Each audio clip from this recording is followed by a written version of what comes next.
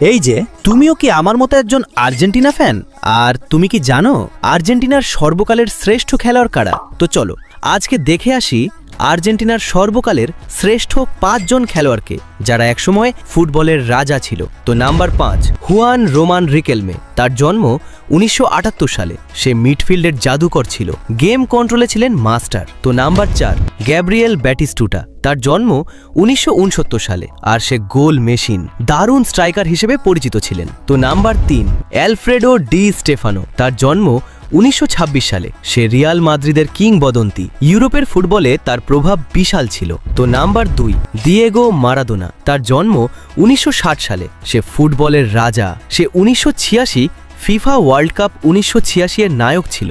তো finally number ১, Lionel Messi. তার জন্ম ১৯৮৭ সালে। ফুটবলের জাদুকর, ৮ বার ব্যালন ড'র জয়ী এবং ২০২২ ফিফা ওয়ার্ল্ড কাপ ২০২২ বিজয়ী। তোমার মতে এই তালিকায় আর কে থাকা উচিত? কমেন্টে জানাও। আর নেক্সট ভিডিও কোন দলকে নিয়ে বানাবো বলে যাও। ভিডিও ভালো লাগলে সাবস্ক্রাইব করে দাও।